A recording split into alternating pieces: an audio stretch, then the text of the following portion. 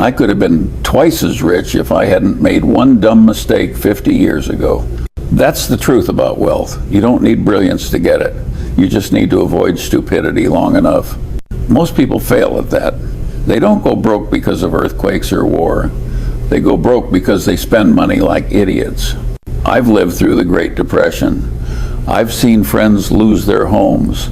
I've seen men in fine suits reduced to begging for jobs. I've seen whole families wiped out because they thought credit was free money. Believe me, the easiest way to stay poor is to let your spending outrun your income. But here's the kicker, it's not the obvious spending that ruins people. Nobody goes broke buying a loaf of bread. They go broke chasing status, chasing envy, chasing convenience, chasing entertainment, and chasing things they don't understand. Those are the 5 spending traps I'll talk about. Let's start with the first, status. If you need the world to admire you, you'll never have enough money.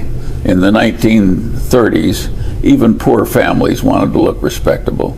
They'd buy things they couldn't afford, new furniture, new clothes, just to look better than the neighbor. That habit didn't disappear. Today, it's worse. People buy luxury cars with borrowed money. They live in houses they can't pay for. They flash watches that cost more than a year of savings. And then they wonder why they can't retire. I learned early that chasing status is a losing game. When I was a young lawyer, I watched colleagues drive themselves into bankruptcy just to look successful. They wanted to impress their clients, their wives, their golf buddies. I drove a sensible car and lived in a modest house. Not because I was noble, but because I didn't want to be a fool. Here's a simple rule. If you're buying things to impress people, you're not in control. They are, and the bill will come due sooner or later. Now, the second trap is envy. I've said it before, envy is the dumbest sin. Why? Because it doesn't even make you feel good while you're committing it. Lust, anger, gluttony, they all have a little sugar coating. Envy is pure poison. And yet people spend their whole lives chasing what their neighbor has. I knew a man in the 1960s who saw his partner buy a vacation house in Palm Springs. Within 6 months, he had bought one too. The problem, he couldn't afford it. He ended up selling it at a loss. His marriage fell apart, and he spent the next decade paying off debts. All because he couldn't stand that someone else had something he didn't. I didn't need to make that mistake. I've been surrounded by billionaires my whole life. Warren Buffett has more money than I do. Jeff Bezos has more money than Warren. If I let envy dictate my spending, I'd have died miserable. Instead, I chose to ignore it. That saved me more money than any stock pick ever did. The third trap is convenience. People pay for convenience, and they don't even notice how much it costs them. Uber rides, takeout food, fancy gadgets that save 10 minutes of effort. Those little leaks sink the biggest ships. During the 1970s inflation wave, I watched middle-class families crushed under rising costs. Groceries doubled, gasoline tripled, and yet they kept paying for convenience, ordering food, driving everywhere, upgrading appliances. They never cut back because they thought convenience was a necessity. That's how you end up poor when the economy turns against you. The fourth trap is entertainment. Don't get me wrong, I like having fun. But too many people spend as if life is a permanent vacation. They chase concerts, nightclubs, sports betting, new gadgets, exotic trips, always one more thrill, always one more purchase. In 1987, when the market crashed, I knew plenty of people who had been living on borrowed joy, new toys, new parties, new adventures. When the crash hit, they had no cushion. The fun was over, and they had nothing to show for it but credit card bills. The final trap is ignorance. Spending money on things you don't understand. I've seen people buy investments they couldn't explain in 10 words. Fancy tech stocks, shiny real estate schemes, Bitcoin, for heaven's sake. They didn't understand it, but they didn't want to look stupid, so they bought anyway. And predictably, they lost. The same principle applies to everyday spending. If you don't know why you're buying something, don't buy it. If you can't calculate what it will cost you in 5 years, don't sign the contract. If you don't understand the maintenance, the taxes, the hidden fees, walk away. The world is full of traps. Most people step into them with both feet because they think they're entitled to live like kings before they've earned a penny. The truth is simple. You can't spend your way to wealth. You can only save your way there. If that sounds boring, that's because it is. Wealth comes from boredom, doing the same sensible thing over and over, while everyone else ruins themselves with excitement. So, if you want to stop being poor, stop spending like a fool, forget status, forget envy, forget convenience, forget endless entertainment, and most of all, forget buying things you don't understand. That's the opening shot. Next, I'll tell you why envy is the single dumbest spending habit I've ever seen, and why avoiding it saved me more money than the best investment I ever made. Envy is the dumbest sin. I've repeated that line so many times I should put it on my tombstone. Why? Because it's the only sin that doesn't even give you a little pleasure. A glutton at least enjoys his meal. A gambler gets a thrill from the dice. But envy? You just sit there, rotting from the inside, while someone else enjoys their good fortune. And here's the twist. Envy is the engine behind most stupid spending. When I was a boy in the 1930s, the world was broke. Bread lines, shuttered banks, jobless men pacing the streets. And yet even in that misery, you'd see neighbors peeking over the fence. If one family managed to buy a new radio, another family would borrow money to get one too, not because they needed it, because they couldn't stand being left behind. Fast forward 40 years. I was practicing law in Los Angeles in the 1970s. A colleague of mine made partner, and the first thing he did was buy a Mercedes he couldn't afford. Within weeks, 2 other lawyers in the office had done the same. They weren't driving to court, they were driving to bankruptcy. It wasn't ambition, it was envy dressed up as ambition. People don't admit it. They'll say, I deserve this, or I need to reward myself. Nonsense. Strip away the excuses, and it's just one neighbor chasing another. Warren Buffett and I have been partners for more than half a century. He's got more money than I do, a lot more. If envy were running my life, I'd be miserable every day. I'd have wasted decades trying to outspend him on houses, planes, or whatever else rich men buy. But instead I ignored it, and it made me richer. I'll tell you what envy does. It puts you on a treadmill that never stops. Someone always has a bigger house, a newer car, a shinier watch. The minute you let envy dictate your spending, you've lost. The tragic thing is, envy has no ceiling. I once knew a man worth hundreds of millions. You'd think he'd be content. No, he spent his evenings griping that he wasn't as rich as a neighbor with billions. That man was a prisoner. His neighbor didn't even know he was competing. Here's a lesson worth engraving in stone. If you spend to match the neighbors, you'll die broke. If you ignore the neighbors, you might just end up wealthy. Take houses, for example. They're a common envy trap. In the 1950s, the average American family had 1 bathroom, 1 car, and maybe 1 television. Now, people buy 5-bedroom homes for families of 3. Why? Because their friends did. Because they can't bear the thought of looking less successful. That's how a society drowns itself in 30-year mortgages and sleepless nights. The funny thing is, the happiest people I know aren't the ones with the biggest houses or cars. They're the ones who don't care. Warren still lives in the same house he bought in 1958. It's not a palace. It's comfortable. It's sensible. He never wasted money trying to keep up with the Rockefellers. That's why he could keep compounding his wealth while others were busy drowning in loans. And envy isn't just about things, it's about lifestyles. I've seen people bankrupt themselves trying to vacation like their friends. Exotic trips, private clubs, endless experiences. They come home with photos, debt, and stress. Meanwhile, the friends they were trying to impress don't care, or worse, didn't notice. If you want to see envy at its most poisonous, look at the tech boom. In the late 1990s, young investors weren't buying stocks because they understood the businesses. They were buying because their neighbor doubled his money last week. The dot-com bust cleaned them out. Some never recovered. Here's my blunt advice. If you want wealth, you have to kill envy. Cut its throat. Leave it in the ditch. It will never serve you. And the beauty is, once you stop caring about envy, your spending decisions become obvious. You stop buying stupid things. You stop competing with neighbors. You stop making choices that look rich but make you poor. I've made a fortune not by being smarter than everyone else, but by avoiding dumb behavior. And envy-driven spending is the dumbest of all. The takeaway is simple. Envy is expensive. Ignoring envy is free. And the return on that choice is enormous. Now that we've covered envy, let's look at another trap that quietly bleeds people dry. The pursuit of convenience.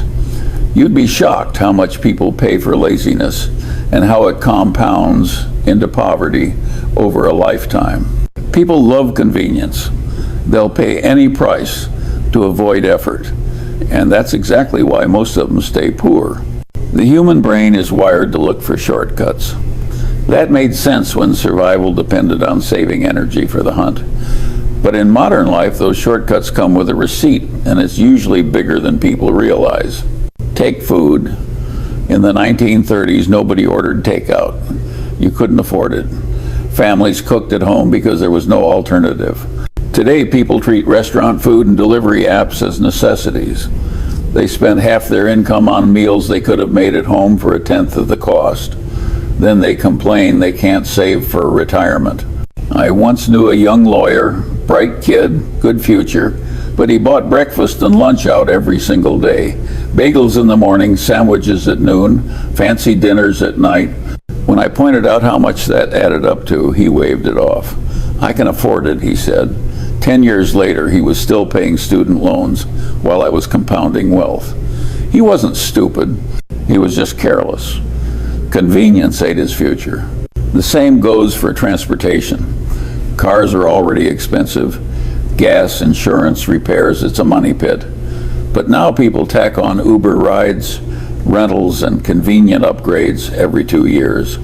A perfectly fine car is traded in because a new one has a bigger screen or better cup holders. That's convenience disguised as progress, and it costs them hundreds of thousands over a lifetime. Let me tell you something I learned from watching inflation in the 1970s. The families that survived weren't the ones with the highest incomes. They were the ones who knew how to stretch a dollar. When prices doubled, they cut waste. They cooked beans and rice. They fixed old cars. They bought secondhand clothes. They understood that convenience is a luxury, not a necessity. The ones who clung to convenience, ordering out, upgrading constantly, were the first to sink. Here's the irony. Convenience doesn't even save time the way people think. I've seen people waste hours scrolling through apps to pick a restaurant when they could have boiled an egg in 6 minutes. They claim they're buying time, but really they're buying laziness. And laziness is expensive, very expensive. I've often said the world isn't driven by greed, it's driven by envy. But if I had to pick a close second, it would be laziness. Convenience is just laziness with a price tag. There's also the hidden cost. When you outsource every little chore, you stop learning how to do anything yourself. That makes you dependent. Can't cook? You're stuck with restaurant bills. Can't fix a leaky faucet? You're at the mercy of plumbers charging triple on weekends. Every skill you neglect for the sake of convenience becomes a hole in your wallet later. And don't think this is just a problem for the middle class. I've seen plenty of rich people blow fortunes on convenience too. They hire armies of assistants to do what they could have done in 10 minutes. They fly private jets for 1-hour trips. They live in mansions so oversized they need staff to manage them. Then they wonder why they're always chasing more money. Wealthy or poor, the principle is the same. Convenience drains you if you let it. There's a story I like about a factory worker in the 1940s. He walked 3 miles to work every day instead of paying for the bus. His co-workers laughed at him. But he saved that money, invested it in war bonds, and later in stocks. By the time he retired, he had a comfortable nest egg while his smarter colleagues were still broke. That's the power of rejecting convenience. Now, I'm not saying you should live like a monk. I enjoy some conveniences myself, but the trick is to recognize the trade-off. Is the time you're saving worth the compounding money you're losing? Most of the time, the answer is no. People imagine wealth comes from hitting a jackpot, picking the right stock, catching the right break. In reality, wealth often comes from avoiding small leaks. Convenience is one of the biggest leaks there is. Plug it, and you'll be surprised how fast the bucket fills. So ask yourself, are you paying for necessity or just for laziness? If it's laziness, cut it out. Otherwise, you're building a financial future as flimsy as a paper bag in the rain. The lesson is clear. Convenience isn't free. It's one of the costliest habits in modern life, and it quietly ensures that millions of people will never get ahead. Next, let's look at another spending trap, just as destructive: entertainment. People think they're buying happiness, but what they're really buying is poverty dressed up in bright lights. Entertainment is the sugar that keeps people hooked while their wallets bleed dry. And like sugar, it feels good for a moment, but the long-term cost is disastrous. I don't mean all entertainment is bad. I've enjoyed books, music, and a few good movies in my life, but I never confuse them with necessities. Too many people do. They spend as if life is one long weekend and then wonder why they can't pay the bills on Monday. Look at how families behaved during the Great Depression. Entertainment then was cheap or free. People read library books. They listened to the radio. They played cards with neighbors. A nickel at the movies was a rare treat, not a weekly ritual. You know what happened? They survived. They didn't starve because they weren't throwing money at endless distractions. Compare that to today. People can't sit in silence for 5 minutes without reaching for paid entertainment, streaming subscriptions, concerts, sporting events, casinos, vacations financed on credit cards, gadgets upgraded every year because they're bored of the old ones. It's an addiction, but it's socially accepted, so nobody calls it what it is. Voluntary poverty. I've known millionaires who went broke chasing entertainment. One man I knew in the 1980s earned billions in real estate. But he had to have season tickets, luxury boxes, first-class flights, the newest toys. When the real estate market collapsed, he was left with no cushion. The same friends he had entertained so lavishly were nowhere to be found. Here's the pattern.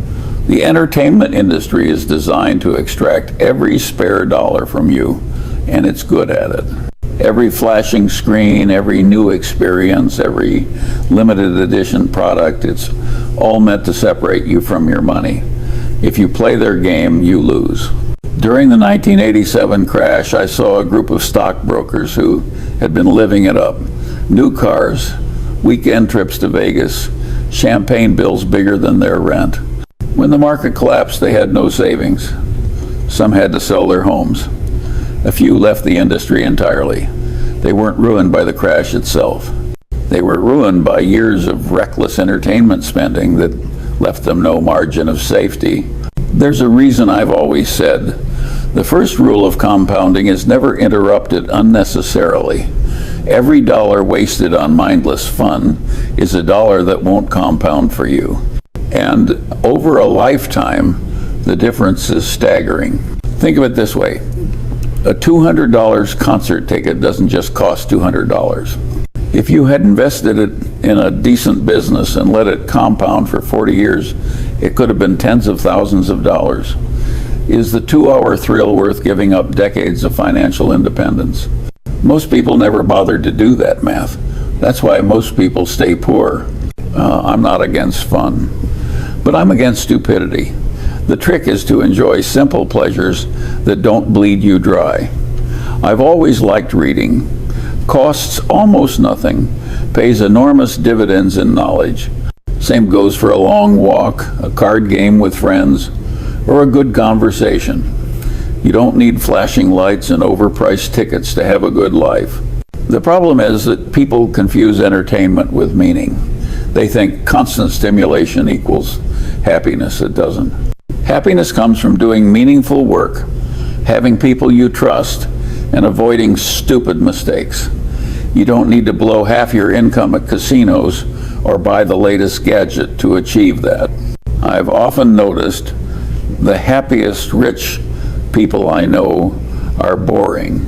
They don't chase constant thrills. They live simply, spend little, and let their wealth compound quietly. The miserable rich are the ones always chasing the next big thing. They're on a treadmill of endless consumption, and it never stops. So here's my advice. Cut your entertainment spending to the bone. Keep what genuinely adds value and dump the rest. If you need constant entertainment to avoid boredom, you're not building wealth, you're renting happiness at compound interest. Remember, entertainment companies are not your friends. They want your wallet, not your well-being. Don't be their sucker. Next, we'll move to a trap that looks respectable but is just as deadly.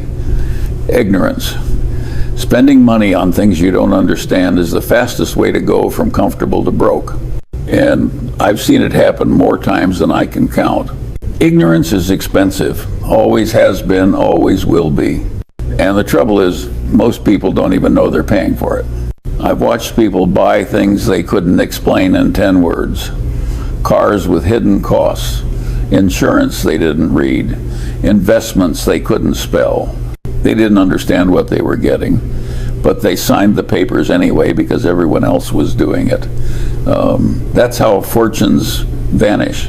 Back in the 1950s, I saw a young doctor with a fat salary fall into this trap. He bought into a restaurant deal with some friends. He didn't know the first thing about running a restaurant, but he thought, they seem smart, I'll join in. Within 2 years, the place was bankrupt, and he was scrambling to pay his creditors. He could diagnose a patient, but not a balance sheet. Ignorance destroyed him. Fast forward to the dot-com boom in the 1990s. Bright young professionals poured their savings into companies with no revenue, no business model, and no chance of survival. Why? Because their neighbor had doubled his money. They didn't understand the business, but they didn't want to feel left out. The ignorance was contagious, and the bill came due in 2000 when the bubble burst. I made plenty of mistakes in my life, but I avoided that one. I never bought into businesses I didn't understand. If I couldn't explain how it made money, I walked away. That simple rule saved me from more disasters than I can count. Here's the thing, ignorance doesn't just apply to investments. It poisons everyday spending too. Take cars. A friend of mine once bragged about getting a fancy new sports car on a lease. He thought it was a smart move, but he hadn't read the fine print. Insurance, mileage penalties, maintenance fees, they ate him alive. He paid more for that car than if he just bought a modest sedan outright. He was ignorant, and he paid dearly. Or take mortgages. In the run-up to the 2008 crisis, millions of Americans signed up for loans they didn't understand. Adjustable rates, balloon payments, hidden fees, they didn't bother to read the contracts. They trusted the salesman. When rates reset, they were ruined. That ignorance didn't just bankrupt families, it nearly bankrupted the whole economy. I once said, it's not supposed to be easy. If it were easy, everyone would be rich. The same applies to understanding money. If you want to avoid stupidity, you have to do the work. You can't outsource thinking. The cure for ignorance is simple but not easy. Read, study, ask questions, and if you still don't understand, don't sign, don't buy, don't invest. Walk away.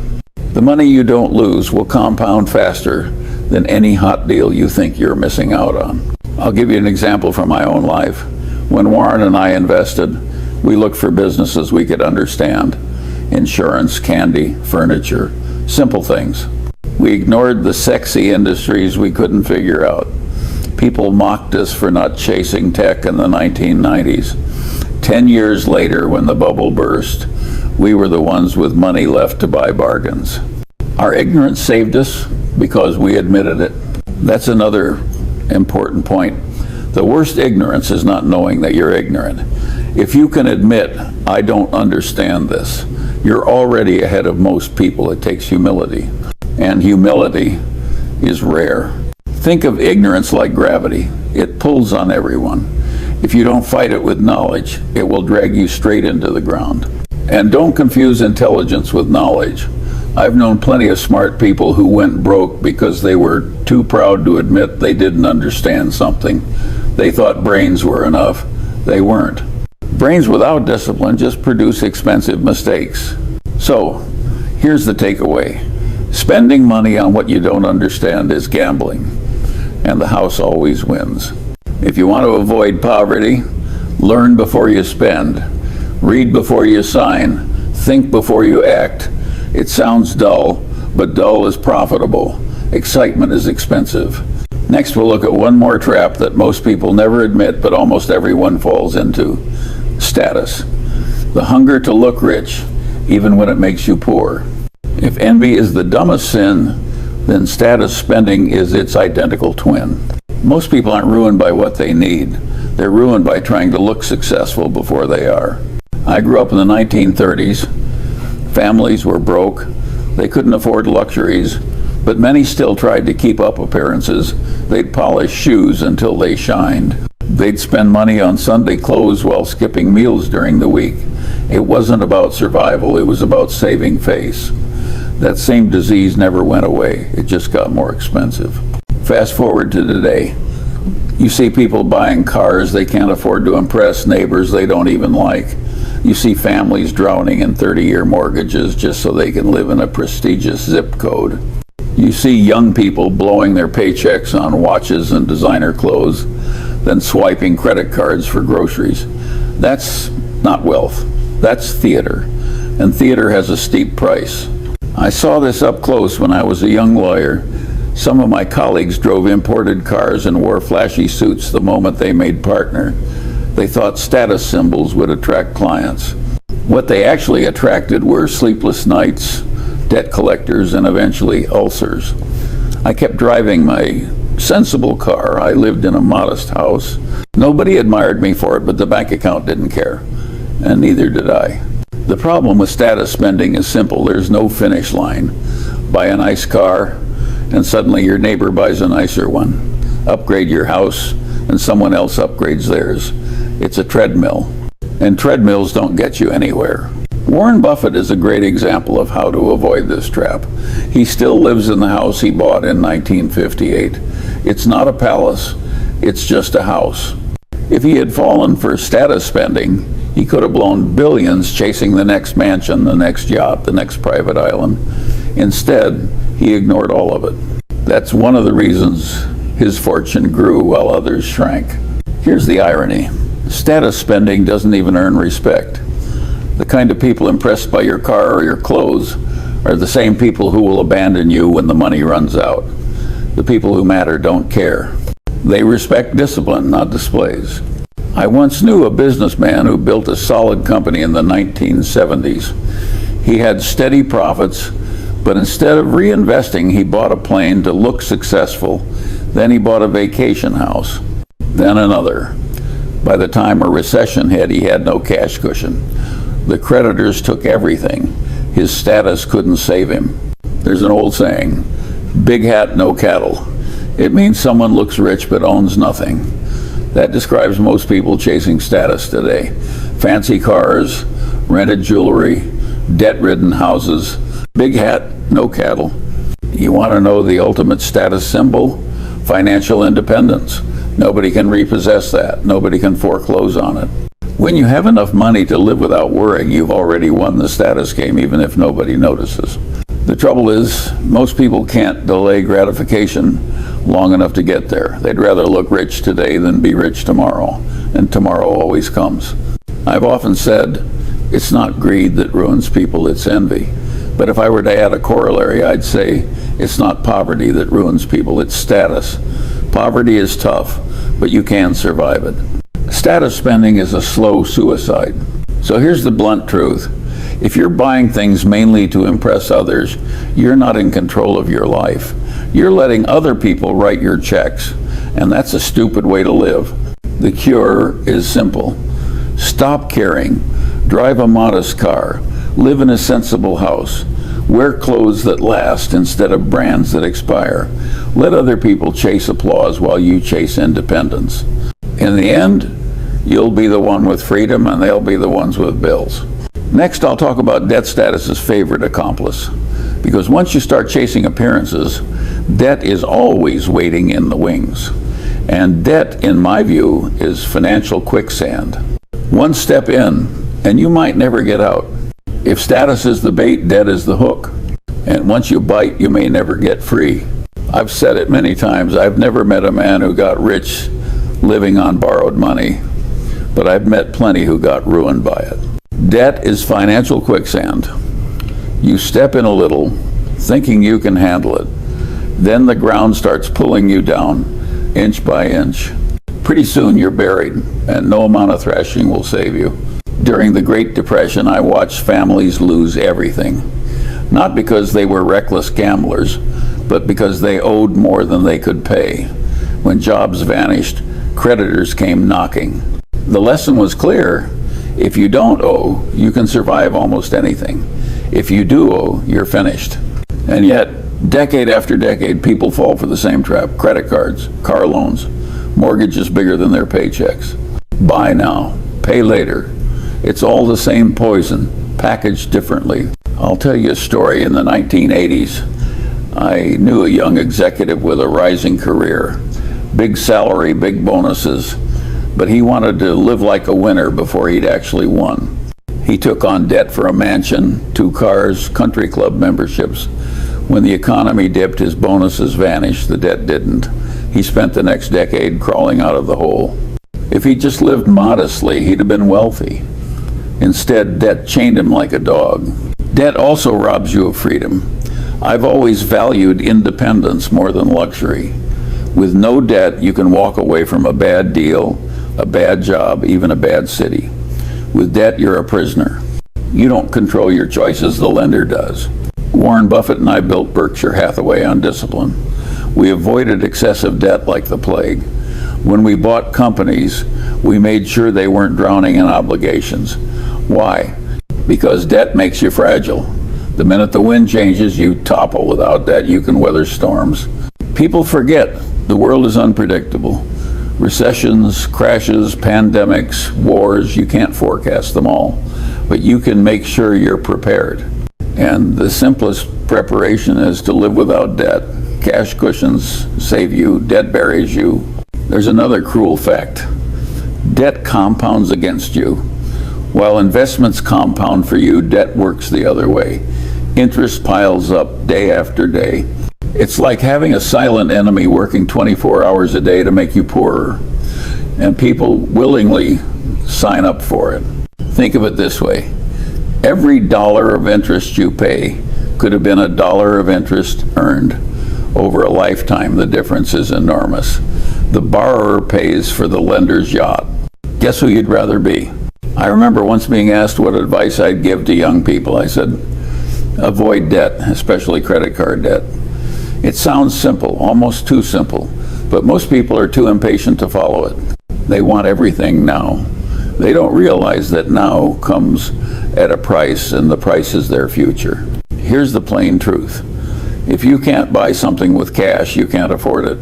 That one rule will keep you safe. Break it, and you're volunteering for slavery.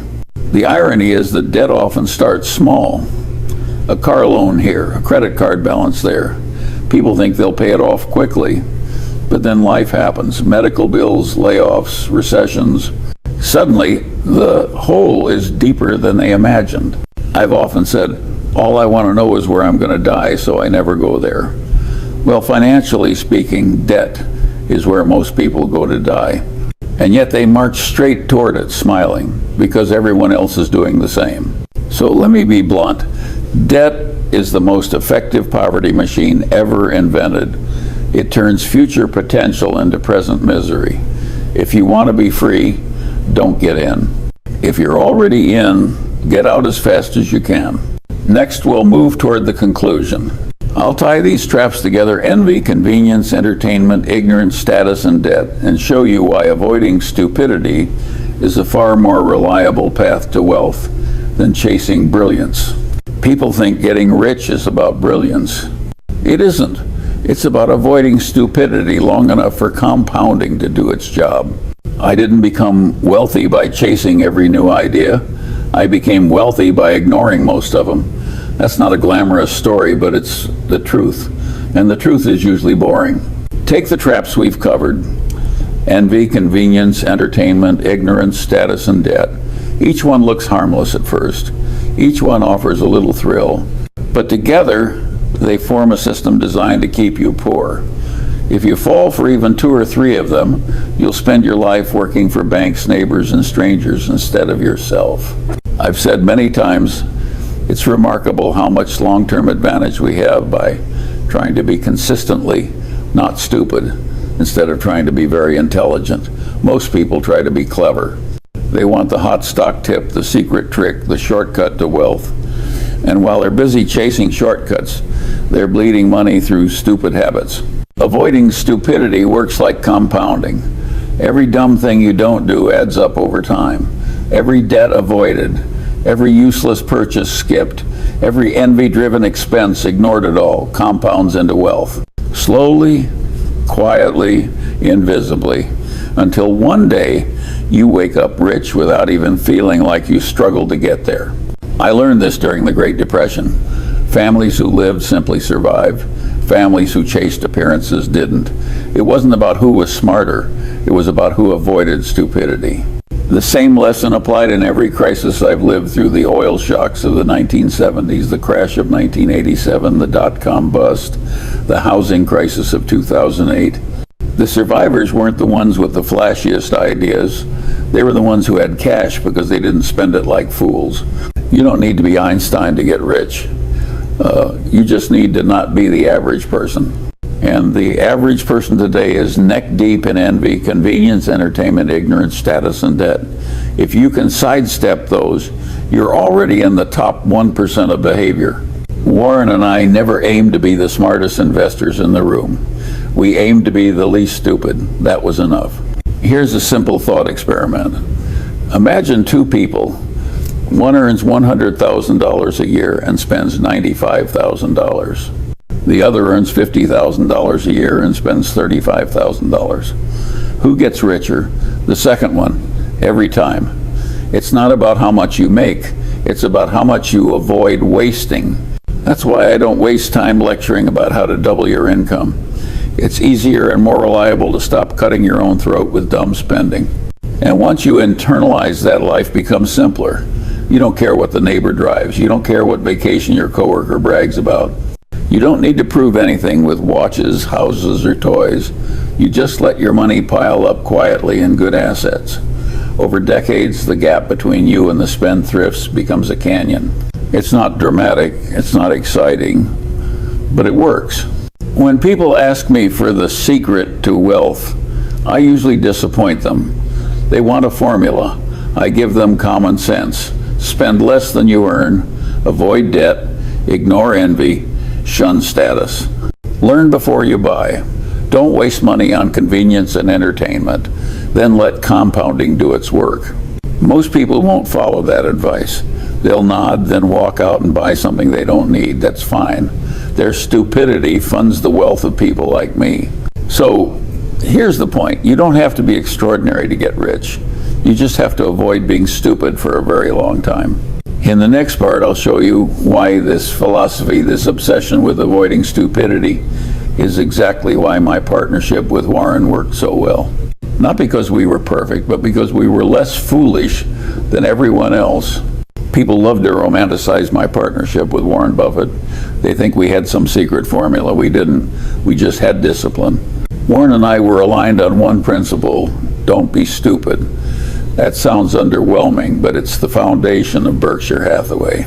Most partnerships fail because egos get in the way. One partner wants credit, the other wants control. They compete with each other instead of with the outside world. Warren and I avoided that. We didn't need to prove who was smarter. We already knew neither of us was a genius. We just weren't idiots. That was enough. When Warren found a business, he'd ask, is this understandable? Is it durable? Is it reasonably priced? If the answer was no, we passed. Simple. And when I saw some clever scheme or financial engineering, I'd remind him, Warren, we're not smart enough for that. Then we'd skip it. Over time, those skips made us richer than the geniuses who tried everything. Think about it. The 1970s inflation wiped out fortunes. We survived. The 1987 crash wiped out traders. We survived. The dot-com bubble wiped out the smart money. We survived. Not because we timed things perfectly, but because we didn't play stupid games.